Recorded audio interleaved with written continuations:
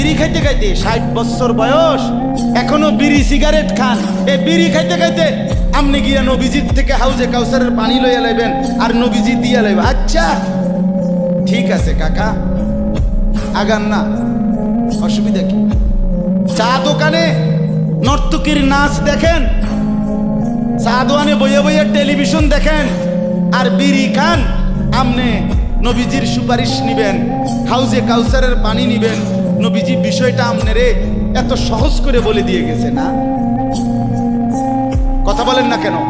নবীজি এ কথা বলছে, উম্মত চুরি ডাকাতি জিনা ব্যভিচার মদ জুয়া নাচ গান টেলিভিশন নাটক সিনেমা বিড়ি সিগারেট তুমি সব করতে থাকো, তোমার জিডা মনে কয়টা করো, হাসরের ময়দানে শুধু আমার দ্বারে আইও, আমি বেহেশতে পাঠাই দেবো। এটাই তো সুপারিশ না?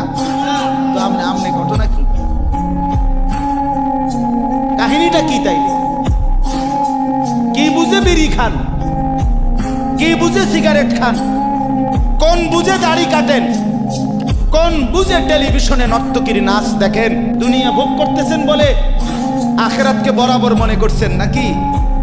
দুনিয়া, আমি দুনিয়া তো ভালাই চলতে আছি, বউ বাচ্চা লইয়া আছি, ফুট লইয়া 3 ফুট বিদেশ 2 ফুট বিদেশ, টাকা পাঠায় বাজার সদাই করে খুব খাইতেছেন। আরে দুনিয়া তো আল্লাহ কাফেরকেও খাওয়ায়, খাওয়ায় কিনা বলেন? দুনিয়া আল্লাহ বেঈমানকেও খাওয়ায় কিনা বলেন? দুনিয়া আল্লাহ তাআলা কুকুর বিড়ালকে খাওয়ায় কিনা বলেন? দুনিয়া আল্লাহ চতুষ্পদ জন্তুকে খাওয়ায় কিনা বলেন? তো আমনেরে বাদ্দুকে খাওয়াইতে অসুবিধা কি? দেখার বিষয় তো হলো আখিরাত মিলবে কিনা, জান্নাত মিলবে কিনা, এটা না দেখা।